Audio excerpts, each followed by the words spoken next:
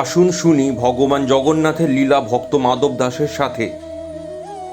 একদা মাধব দাস নামে প্রভু জগন্নাথের এক পরম ভক্ত ছিলেন। সে তাকে প্রিয় বন্ধুর মতো সঙ্গ দিত, খাইয়ে দিত, কথা বলতো। একদিন মাধব দাসের প্রচুর জ্বর হলে সে কষ্ট সহ্য করতে পারছিল না। তখন তিনি প্রভুকে অনুরোধ করেন তার অসুখ ও তৎকষ্ট নিয়ে নিতে। পরম করুণাময় জগন্নাথ ভক্তের প্রারব্ধ অসুখ ও কষ্ট নিজে ধারণ করেন। অতঃপর নিজে ও সপরিবারে 14 দিন অসুস্থ থাকেন ও 15তম দিনে সুস্থ হন। তখন ভক্ত মাধব দাস প্রভুর কাছে ক্ষমা প্রার্থনা করেন। প্রভু ভক্তকে জড়িয়ে ধরেন ও বলেন এরপর থেকে প্রতি বছর রথের আগে প্রিয় ভক্তদের অসুখ তিনি গ্রহণ করবেন। এখন অসংখ্য ভক্ত প্রভু জগন্নাথের কাছে কষ্ট লাঘবের আশায় ছুটে আসে। প্রভু জগন্নাথ ভক্তের সাথে সব কষ্ট নিজে সহ্য করেন।